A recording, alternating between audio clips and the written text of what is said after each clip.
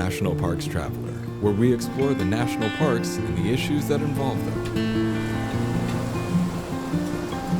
Across the roughly 85 million acre national park system, there are, in theory at least, some 70 million acres envisioned as wilderness.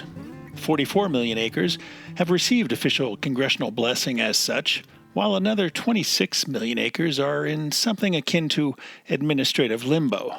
Some of those 26 million acres, including roughly 2/3 of Big Bend National Park in Texas, have been recommended for official wilderness designation and seen that recommendation languish. This is Kurt Repenchek, your host at National Parks Traveler. You could say that they're not making any more wilderness across the national park system. But that's not to say we can't ensure that parklands that have wilderness qualities, untrammeled forests, mountains, prairies, rainforests, places that retain their primeval character and influence and are essentially without permanent improvement or modern human occupation, can't be officially protected as wilderness. We're going to explore that possibility today via an effort to transform roughly 2/3 of Big Bend National Park into congressionally approved wilderness.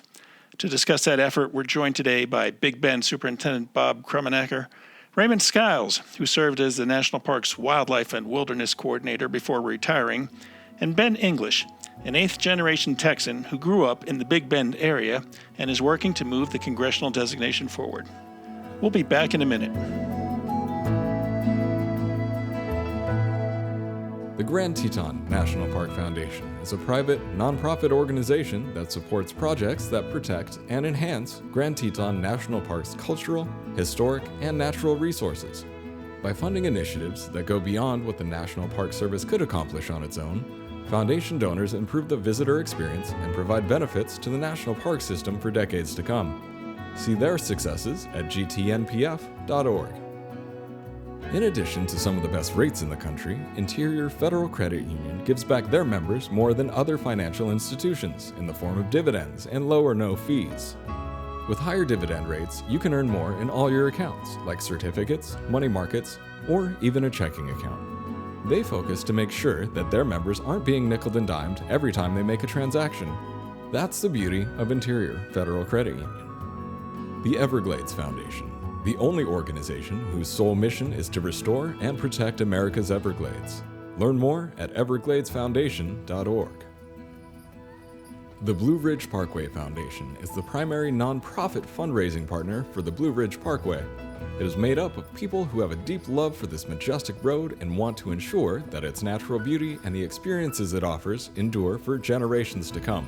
Show your appreciation at brpfoundation.org.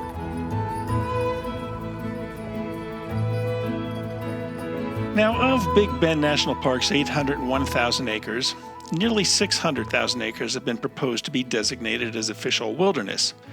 That designation, however, has languished since it was broached back in 1978. While there was an effort back in 2009 to update the wilderness proposal and seek Congress's attention then, it also stalled. Superintendent Krummenacher, where do things stand in terms of wilderness at Big Bend? Is any of the park official wilderness? And if not, could you put a firm figure on the wilderness study area in the park and roughly where it lies? Kurt, you mentioned 2/3 of the park. It's actually exactly 583,000 acres were recommended by the National Park Service and ultimately by the Secretary of the Interior to the Congress in 1978 for wilderness designation. As you said, Congress has never acted, but that is the official wilderness study area of the park. And it's really all over the park. Everywhere where we have paved roads, unpaved roads, other developments, those are excluded, but those are spread out through the park. The key thing is that everything that people can do in the park today, on roads, on trails, stay in lodges, stay in campgrounds, would still be able to be done if wilderness was actually designated by the Congress. The only area that really isn't in that wilderness study area is in the northwestern side of the park area that was actually added to the park after the 1978 wilderness designation. But we're currently going through the final stages of the wilderness eligibility study for that area. And we anticipate maybe another 60,000 acres might be eligible.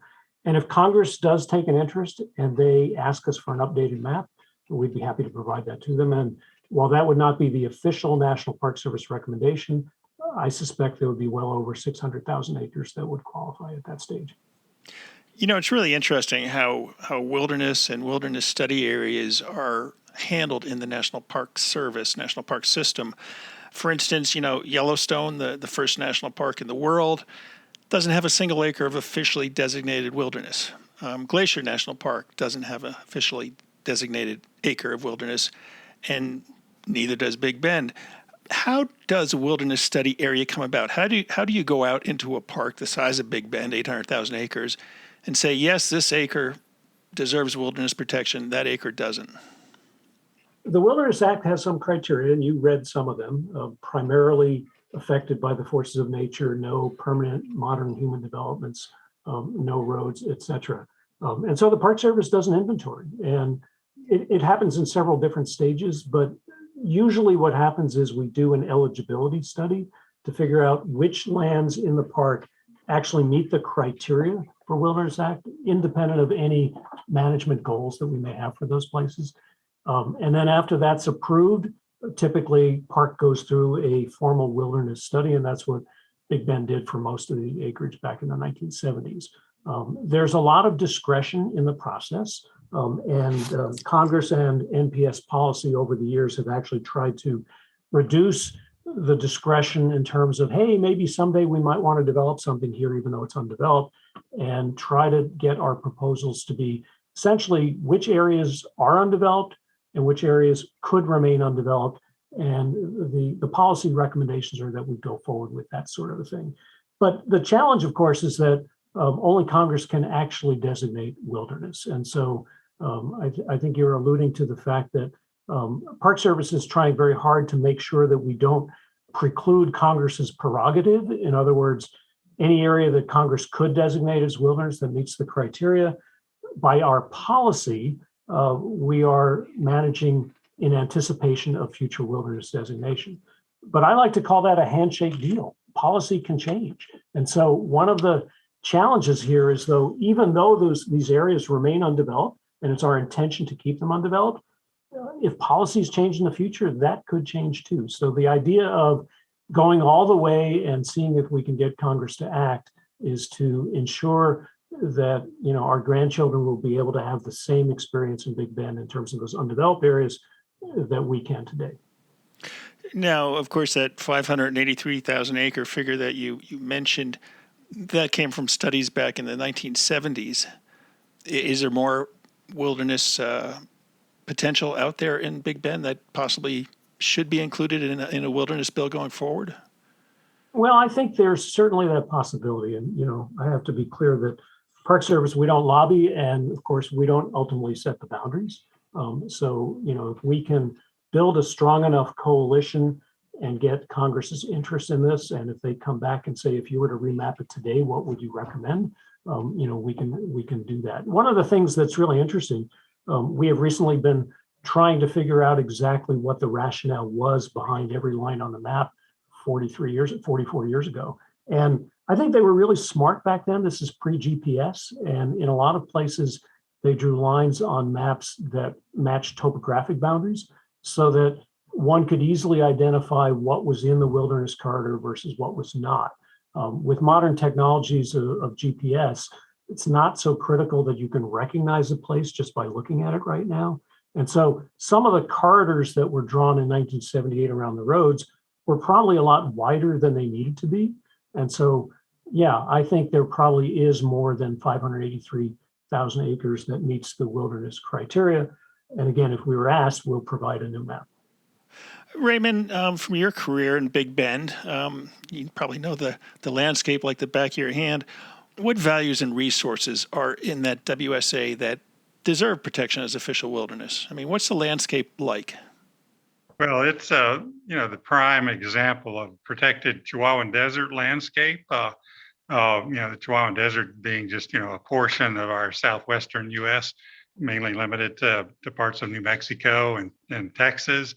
But it is a rugged and arid landscape. It's got mountains. The Rio Grande River, abuts an extensive portion of it. In fact, the entire border of Big Bend National Park is along that river. And then just, the open desert that has been protected for all this time since 1944 with very little development in it. It's a classic, I think, qualification for wilderness is that there's lots of opportunity for wild recreation, for solitude, for also seeing historic and prehistoric evidence that remains on the land, which is included in wilderness values. And certainly if someone wants to spend a week or more out with relative solitude in a wild landscape, it's hard to think of a place at least in the lower 48 that would qualify more than Big Bend would. Yeah, some years ago, one of our writers spent some time with his son backpacking in the park and wrote a wonderful story about that landscape. What can you tell us about the flora and the fauna out there that would benefit from official designation? Well, it's an extremely diverse, both from an animal wildlife perspective and plants. But of course, the great value is the Chihuahuan Desert landscape and all its plants and animals. Of course, there's a huge suite of those. The most different species of birds have been identified in Big Bend of any national park. For instance, there are the sky islands, as we call them. The desert is arid, but the mountains, like the Chizos Mountains, completely within this national park, is a montane woodland. And certainly, from my perspective, the only place in Texas with a reproducing healthy black bear population. Other predators are actually persecuted throughout much of the Southwest, but Big Bend is certainly a refuge for the mountain lion. I mean, I could go on and on. Rare cacti throughout the park. There are 3 that I believe are listed as threatened species of cacti. And of course, just the ones that we love so much, like Ocotillo and Lechuguilla and, other names that many watching this may or may not be familiar with. We're talking today about wilderness in the national park system, and specifically in West Texas at Big Bend National Park, where there's an effort growing to see official wilderness designated in the park. We're going to take a short break, and we'll be right back.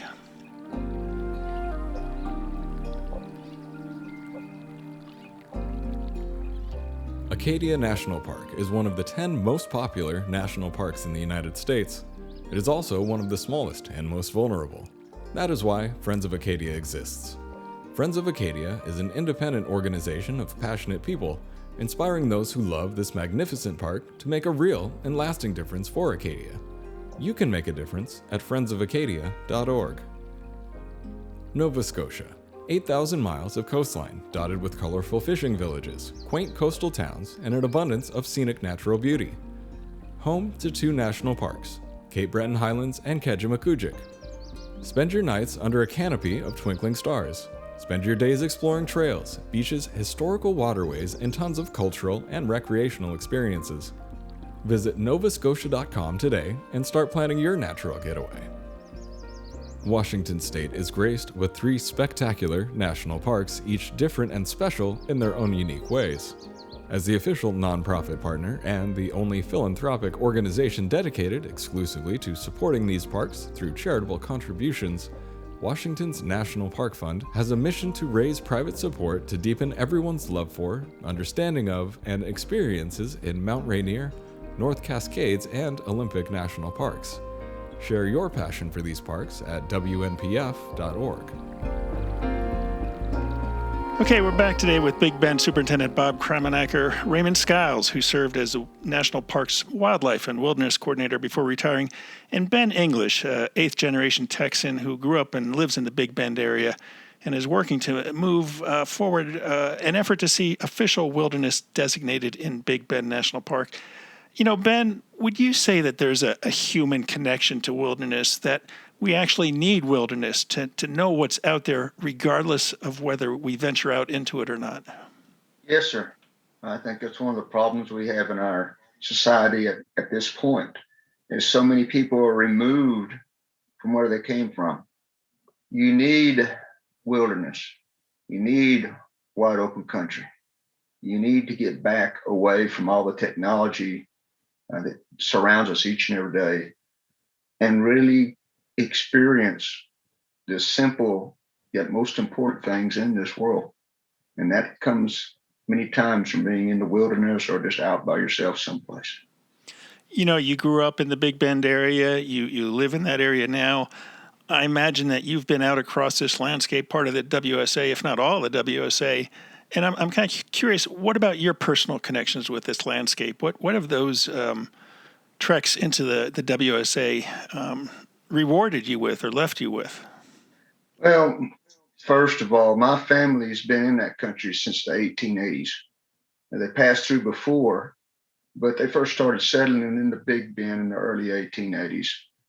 When I go out there, I feel them with me again. You talk about knowledge of the country, knowledge of the area and such. And people have said, I know a little bit about that country. I write about it. I spend a lot of time in it. But they had more knowledge in their little bitty finger than I got in my entire body. And they had to because they lived there in very primitive situations, even up through the 1960s and such. No electricity, no TV, no radio, nothing like that. And when I get out there, I'm connected to them again. It's something that's hard to describe in mere words. And it's not only them, but the kin that they had and the friends they had, people I'd heard about my entire life, still learning about. I'm trying to cover that country now for nearly 60 years. I'll never see it all, but that won't keep me from trying. Any specific locations in the Parks WSA that hold a particular significance for you? Well, that's like trying to describe the prettiest girl you ever saw in your entire life. Your wife, right? Well, yeah, I guess that'd be a pretty good, safe answer on that. Keep me fed anyway. There's so many places in that country. And I think Raymond and men like Tom Alex and such would say the same thing. There's no one best place. It just kind of depends on what your mood is. Now, there are some special places I like to go to, kind of remote.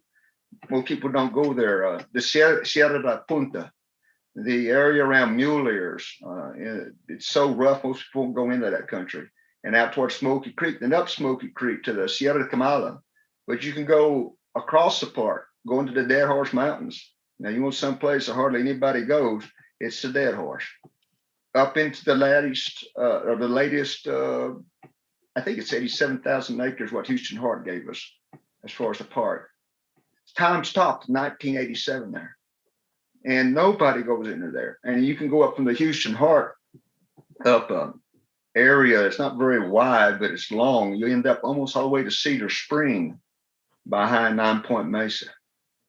I guess what I'm saying is you can put the Big Bend National Park up on a map, take a dart and just throw it. And where that dart hit, there's something to be seen there. Most people look out across those old flats, they say, oh, there's nothing there. You see it in their faces when they go to the fossil exhibit and they look up east towards Tres Negritas or something like that. Little do they know. Superintendent Kremenacher, as I mentioned earlier, there's not a single acre of official wilderness in Yellowstone, in Glacier National Park, or Big Bend. And your WSA has basically existed since 1978, and the resources within it have been managed as de facto wilderness. So I know you touched on this, but maybe you could explain in more depth. Why is there a need to see official designation made by Congress? What significance does that bring to the landscape that's already managed as de facto wilderness? Well, I think it's about permanence, Kurt. As I said, we do manage by wilderness, and if policy never changed, there's probably no need for this. But policies do change, elected officials change, superintendents change, and yet every time we survey the public, formally or informally, what they tell us is what they love in this place, and it's probably true at Yellowstone too, is the mix of those wild places that Ben and Raymond so eloquently described, and the fact that they can drive here, stay in a campground, stay in a hotel, eat a meal in a restaurant. We're looking at trying to deftly manage that combination of things in the future. And, the park's been here a long time. Much of the infrastructure was built in the 1950s and 60s, and the visitation to this park has increased by a factor of 5 or 6 since that time. And in fact, in the last year, we were 25% higher than any year in our past history. So there's going to be more and more people coming to Big Bend.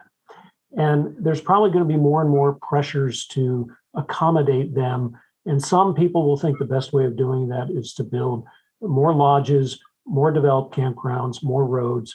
And, an argument can be made for that. But at the same time, we run the risk of destroying the very most important values that people come here for, which are so lacking in the United States and especially in the state of Texas, which is that open space that Ben so beautifully described. And so, I look at the National Park Service mission and think that Congress was eloquent, and they basically gave us a mission for perpetuity. And so my thought about wilderness is it is a political process, but if we can build the coalition and get the kind of support of the public who frankly don't know a lot about the issues we're talking about today, and say, look, if they say to their elected officials, we think this is important to preserve in this state for the indefinite future, I think it can happen. And then I will feel very good that we have made a difference that will be very, very difficult for someone in the future to undo. I'm curious, Superintendent. As you said, the visitation to Big Bend has been increasing a lot, and from my experience, a very small percentage of visitation to national parks actually go out into the backcountry, let alone into official wilderness. Has the park done any formal or informal surveys with your visitors about wilderness designation, or have you had any conversations with some of your visitors about, knowing that wilderness there, or that the wilderness study there is important to them, even if they're not going to go out into it? Specifically to that question, no, we have not, Kurt. The Big Bend Conservancy, our Park Friends group, did a survey on Facebook. No one will suggest that it's a scientific survey, but nonetheless, it was an attempt to engage the interest of those people who do already care about the park. And they basically said, what do you think of the mix of the developed and the undeveloped lands of the park? And 85% of them pretty much said, we don't want to see any more development in the park, despite the fact that visitation is going up. And I think that's probably a pretty good indicator. Terms like wilderness and policy, most people don't really care about it. They trust us to do the right thing, and I appreciate that very much. But what we do is dependent upon money, politics, people, so trying to recognize the values that people have and then essentially try to position the park in a place where we can assure those values are protected forever. I think that's what wilderness means. Wilderness, particularly in the West, I think is completely misunderstood. You hear people say that it locks up lands or it keeps people out. And Kurt, I know you're a wilderness user yourself. That can't be further from the truth. So, the Wilderness Act is very much about preserving lands for people, not protecting them from people. But it's about keeping some of those technological things and developments that we have in our everyday homes in cities and suburbs out.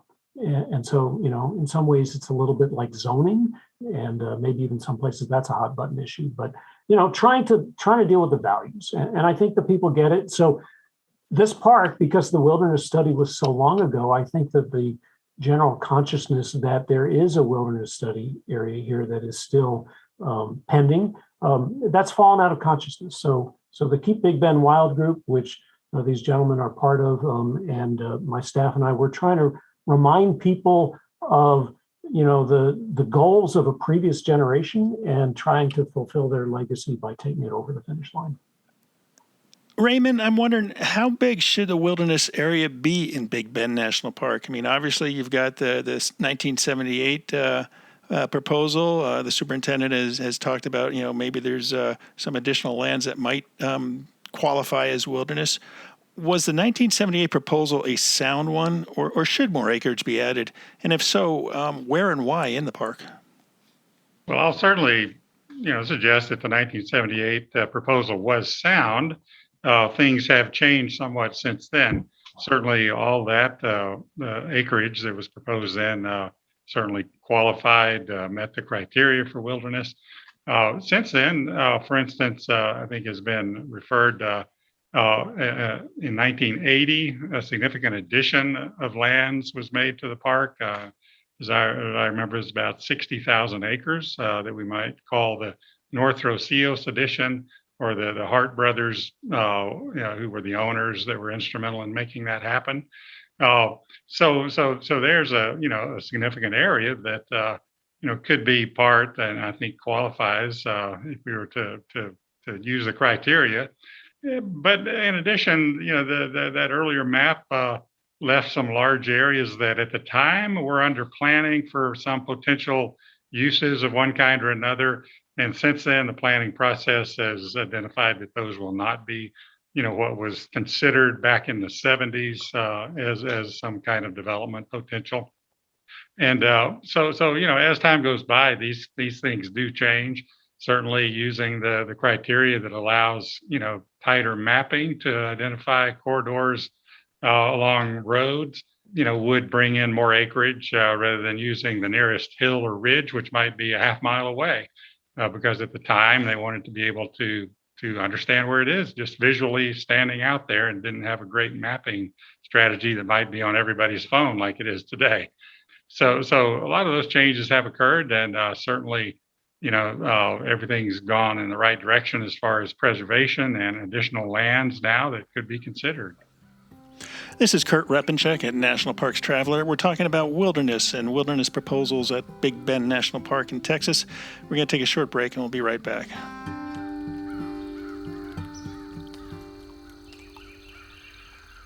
Whether it be strategy, business planning, change management, board development, executive search, or diversity planning, Potrero Group is here to help. They mix the depth of experience in the parks and land space with the breadth of best practices from other industries. For more information or to schedule a preliminary conversation, go to potrerogroup.com. Potrero group.com. Wild Tribute is lifestyle apparel founded for our parks and public lands. We donate 4% of our proceeds to support America's most wild and historic places. This is our Wild Tribute. Together, we can and will make a difference for the parks.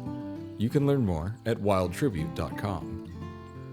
The Yosemite Conservancy helps visitors connect with Yosemite through adventures, volunteering, and the arts. It's the only nonprofit dedicated to supporting Yosemite National Park and funds grants to improve trails, restore habitat, protect wildlife, and inspire the next generation of nature lovers. Learn more at yosemite.org.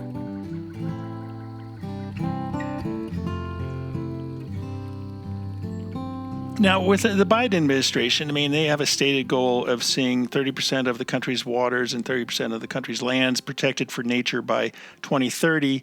Recently, we've seen a push from some corners in Congress to see a national biodiversity strategy crafted and approved.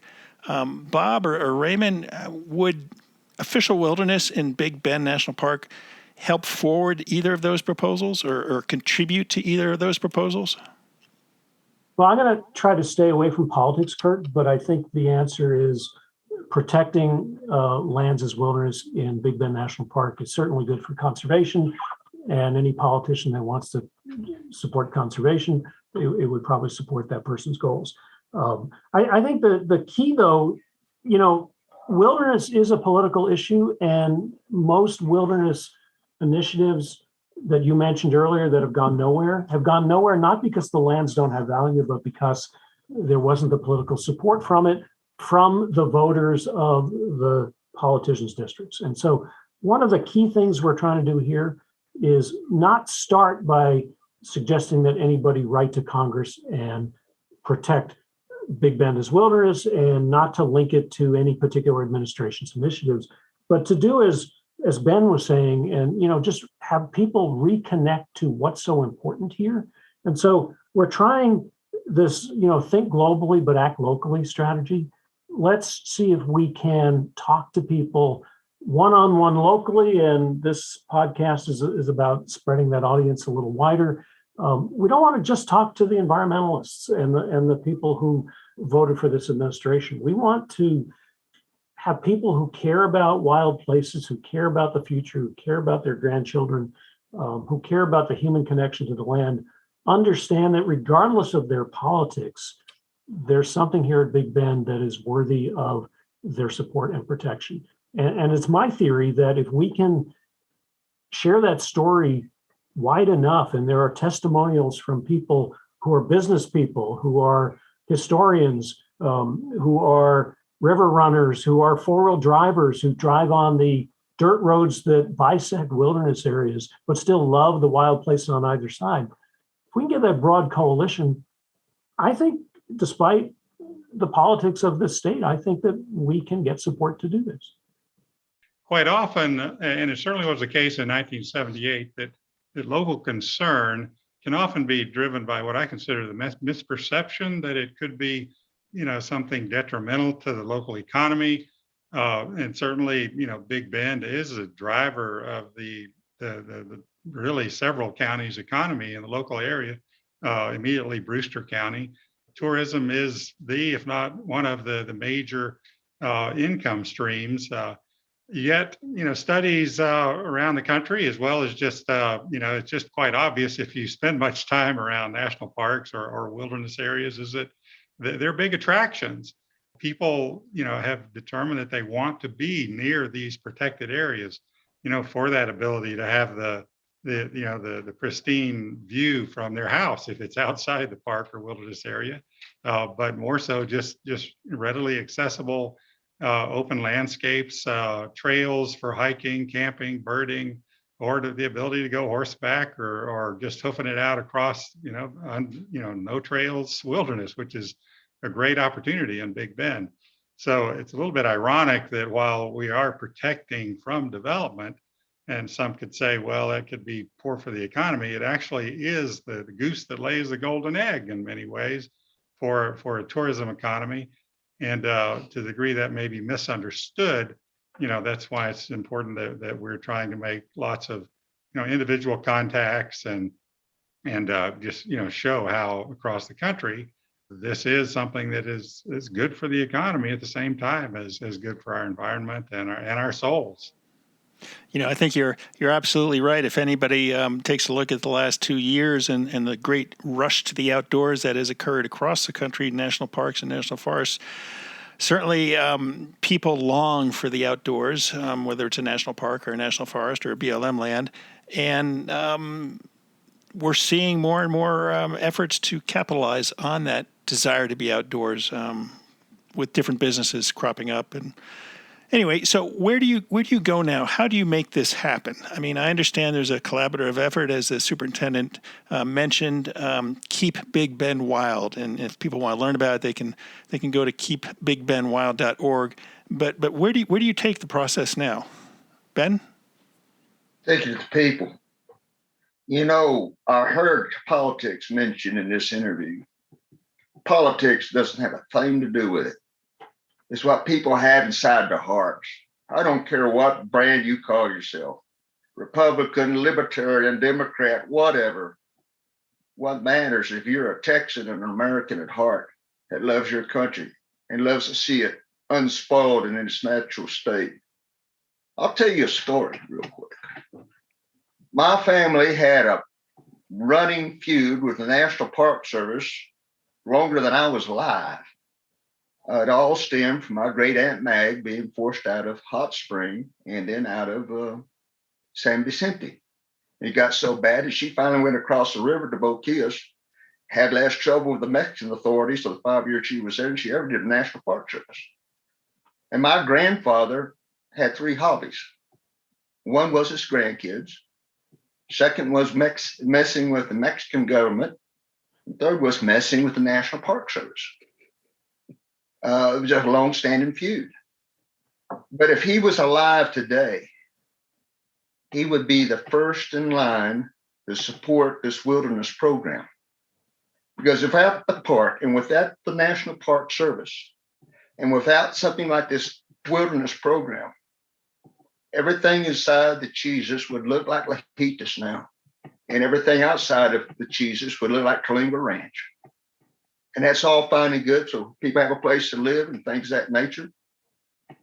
But my grandfather was a man of the land. He used to say, you don't own this land, it owns you. And that's what's so very important in all this. Because once it's gone, it's gone. I've seen it with my own eyes. When I was a little bitty kid, at that time, we had an official census in 1960 saying there were 4 people in Lajitas and 2 in Terlingua. That's what I remember. But now I look at it now, and there's a lot of places other than the landscape stuff I don't even recognize anymore. They've taken all the old ranches and cut them up to little bitty ranchitas, 5, 10 acres, which is fine. Again, that's what people need to have a home and such.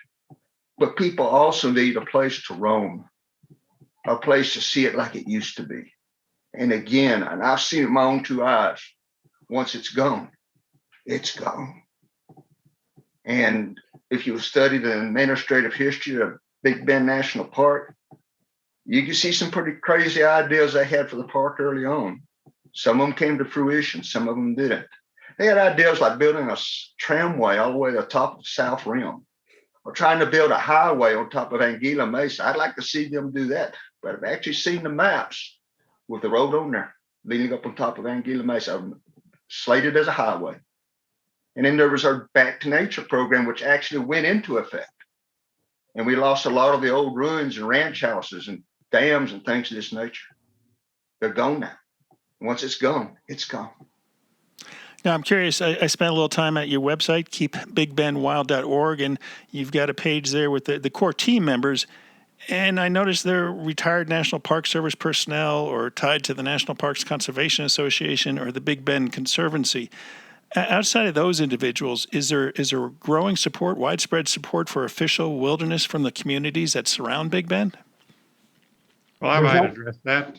One of the tabs on that website is a list of supporters, and you can see that there's several dozen businesses, private individuals that are well known in the community. Of course, that includes Ben, and simply, folks like the county judge, the president of the local university, that have agreed that this is what they would support happening to help preserve the national park and its resources along, as a component of the National Wilderness Preservation System. So we feel like there's been really good progress getting the word out. Certainly, it is a government administrative process. So sometimes it falls to us that have had careers, studying it and working with it to try to do our best to explain it to folks who may not have had that much time to understand it and might have some very justifiable reasons for concerns. So we feel like there is good support, and we're certainly continuing that effort to do outreach, to inform, to answer questions, and realize and build a support that is substantial and is growing. Now, obviously, anyone who's paid attention to Congress knows that wilderness legislation doesn't get passed too often, although we did see Congress back in 2019 pass legislation that designated roughly 1.3 million acres of wilderness in the country, which was great to see. Are you hopeful that that type of bipartisanship in Congress will rise up to this effort? I mean, have you had talks with your local congressional delegation, congressmen, or the state U.S. senators to gauge their temperature on this proposal?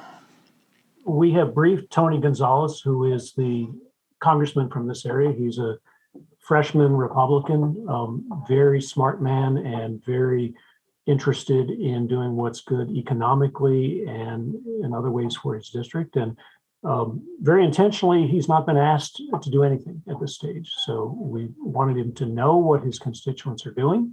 And it's people like Ben and Raymond, I think, and some of these local businesses that will be far more effective with Mr. Gonzalez than any government official like me can be. So as Raymond said, we government people, we understand the process and we can help guide the supporters as to how it's done. And I've had the good fortune that I've gone through this before in another park. and we were able to build a absolute bipartisan coalition of Republicans and Democrats, business people and environmentalists, and I think that's the key. And so, Kurt, most of the bills that do pass Congress that deal with public lands and wilderness usually happen in omnibuses or omnibi that happen at the very, very end of the session. And so our hope is that the last week in December, there's a bill. And our hope is that Congressman Gonzalez and others of both parties will be strong supporters for it. This December 22. Yeah, but there are the political winds that are blowing, and we're not fools. We're not necessarily assuming we'll be successful in this Congress, and we don't know what will happen in the November elections. But Congress has designated wilderness in every Congress, and whether they're Republicans or Democrats in charge of the Congress, and Republicans and Democrats in the White House. And so if we don't succeed at getting a bill this time, then I think there's an opportunity to pick it up in a future Congress. And whether it's these people in Keep Big Bend Wild or it's their successors, they'll be able to build on the coalition that this group is building today. Has Congressman Gonzalez been out to look at the WUSA, or are there plans to try and get him out there to take a look at the landscape firsthand? He's flown over the park. We haven't had a chance to get him on the ground yet, but he's expressed strong interest. And the moment his schedule allows it, we will certainly enjoy showing it to him and introducing him to people like Ben and others in the local community that think this is important. May I add something to that? Please One do. of Congressman Gonzalez's aides is a Falcon. That's the family across the river from Boquillas all the way down to Lajitas. They've been there longer than my family has. And I have a pretty good suspicion that he's been talking to Congressman Gonzalez about this.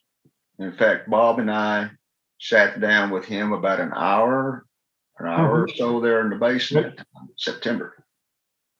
So they're well aware that this is going on. One of the other important issues to Congressman Gonzalez is border security.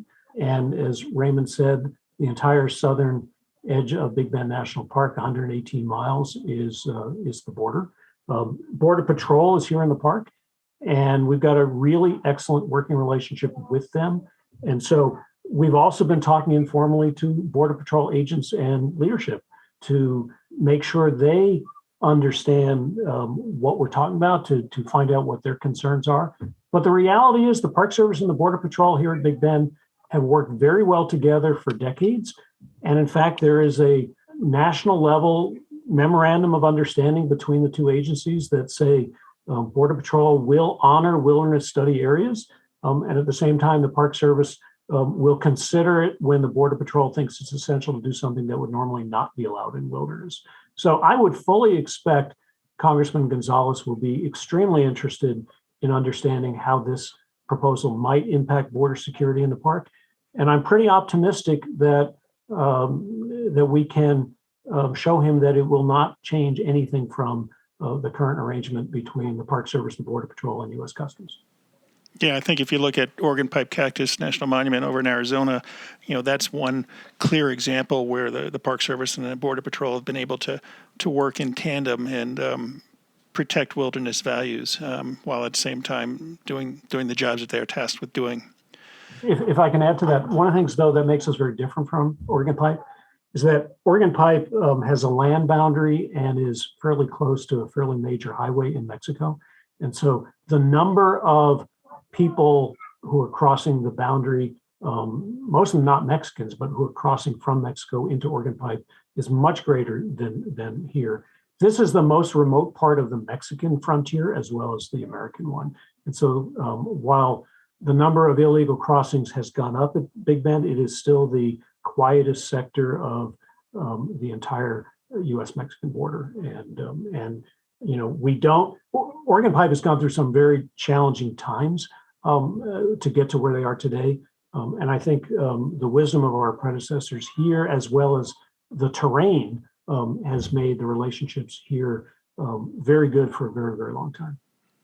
Well, gentlemen, it sounds like a very ambitious proposal, but at the same time, it sounds like a very sensible one as well that should be introduced to Congress and hopefully go through without any concerns. Anything else you would like to add before we wrap this up? I'll say this much. You're talking about where you're getting your support from and talking with the folks out and about getting this done. I've talked to a lot of people, have not found anybody yet that was against this. And if I might add, harkening back to a previous topic about, as you mentioned, certainly most people drive through the park, and their encounter with wilderness is visual, the ability to see it and enjoy it from the road. However, as I think you alluded to, outdoor recreation has just gone, remarkably up as far as interest and participation in recent years. And Big Bend has certainly experienced that too. The Chisos Mountains are extremely popular. There's a network of backcountry backpacking campsites up there that frankly, it shocks many of us who have been around for a while how often those are booked or filled. And major attention through some outdoor magazines have created a lot of focus on the Outer Mountain Loop, a 33-mile rugged backcountry backpacking route that gets significant use now. And I also harken back to when the internet was kind of becoming a thing, very popular in the late 90s and early 2000s. There was actually a drop off in youth participation in outdoor activities and at national parks, and that has just swung around 180 degrees. It's very encouraging now to be hiking or backpacking in the park on the trails and seeing the abundance of people, from teenagers up through the 20s and 30s during college breaks. The park is just full of university students and other students that are out, and this is what they love to do. So the future seems very positive for participation, not only of youth, but certainly they're going to be growing up and educating their own kids. And so their value is the wilderness value. That's why they want to be there. That's why it's become so much more popular. And we feel like this certainly dovetails into that resurgence of activity. If I can add one more note, Raymond talks about the trails, the campsites. Everything that is currently legal in the park today will still be legal in those same places if Congress designates wilderness here. So this is not about changing the use. It's not about restricting use any more than it is right now. It's about assuring that the mix of uses that we have today are the same ones that we will have in the same places for future generations. And I think people are reassured when they get past the rhetoric and they understand this is about preserving what they've already told us they love so much about the park. Well, gentlemen, thanks so much for joining us today. And it's, like I said, a very exciting proposal. And we'll be looking forward to catching up down the road when you've got some positive news about Congress passing this. Thank you, Kurt. Appreciate Thank it. you, sir. Ben and Raymond, thanks so much. You guys are stars. You're welcome, Bob. That's our show for this week. I hope you enjoyed it. Gaining official wilderness designation in the national park system is a huge goal, and it'd be great to see more initiatives similar to the one at Big Bend National Park. We'll keep you updated on its progress in the months ahead. Next week, we'll be visiting with Cape Hatteras National Seashore Superintendent Dave Halleck to discuss his park's rocketing visitation trends, as well as houses falling into the ocean at the National Seashore. For The Traveler, this is Kurt Repenchek. See you in the parks. The composers and musicians at Orange Tree Productions have created a unique collection known as the National Park Series that has grown to include more than 30 CD titles. Composed against the backdrop of a park's sounds of nature, these musical scores will connect you with these beautiful places and take you there, at least in your mind. This collection is the #1 selling national park audio series in the world and provides the background music for National Parks Travelers podcasts. Visit them at orangetreeproductions.com. Editing and production work for the National Parks Traveler podcast is done by Splitbeard Productions. You can learn more about us at splitbeardproductions.com. National Parks Traveler is a 501c3 nonprofit media organization that provides daily editorial coverage of national parks and protected areas. Traveler's coverage is made possible by reader and listener donations. Visit nationalparkstraveler.org.